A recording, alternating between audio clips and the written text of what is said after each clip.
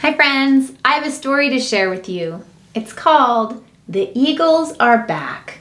It's written by Jean Craighead George, and paintings were created by Wendell Miner.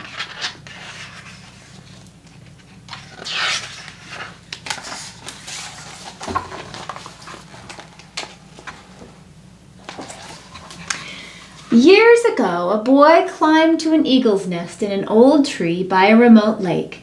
The nest belonged to a pair of bald eagles he had named Uncle Sam and First Lady.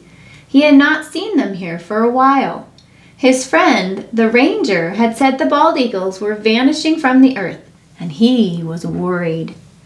The boy reached an eyrie, the 6-foot platform of sticks and limbs that was the eagle's nest. 2 smashed eggs lay at his feet.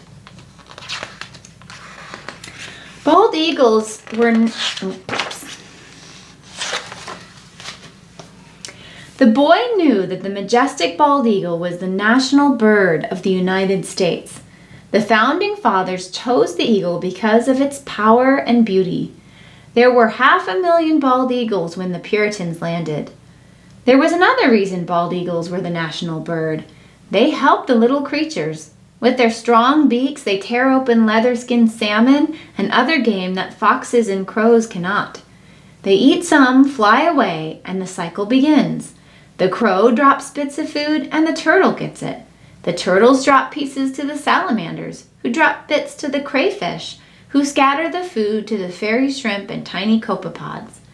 A nation of small animal citizens is sustained by the magnificent bald eagle. Bald eagles were now scarce in the United States.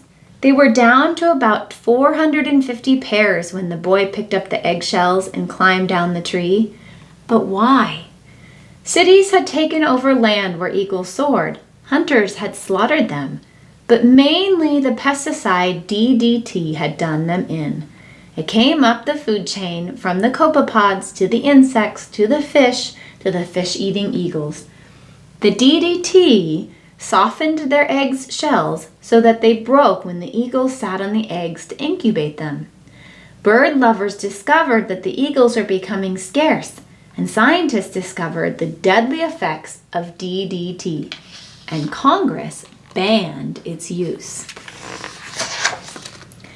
The boy was sad because he had watched Uncle Sam and First Lady raise eaglets every year for as long as he could remember. The shore and woods had decided with the humble wildlife. I gotta start this page again. I'm scratching my face. Okay. The boy was sad because he had watched Uncle Sam and First Lady raise eaglets every year for as long as he could remember. The shore and woods had danced with the humble wildlife that were fed by the mighty eagles, and now all were eerily silent. Suddenly, Uncle Sam plummeted from 1,000 feet above and caught a fish. "There you are," the boy cheered. "Hooray, you old sharp eyes, you're back." The boy was on his way home when he met his friend, the ranger. The ranger showed him a precious eagle egg he was carrying. A ranger in Alaska had sent it to him. It was part of a many-faceted campaign to save the eagle. "This is the only pair I know about," the ranger said, "so I'm hoping Uncle Sam and First Lady will adopt this egg. Sometimes eagles do, but I can't watch this pair because I have to go to another park for a while." "I can watch," the boy said. "Uncle Sam and First Lady are my friends. Once we caught a fish together." "Things are changing for the better for the eagles," the ranger said. "It's illegal to shoot them. DDT has been banned by Congress.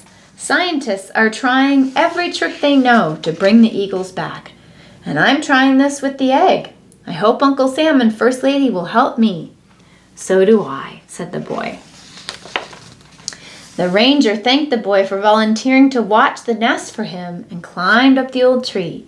High up on the eyrie, he placed the egg in the stick-filled nest.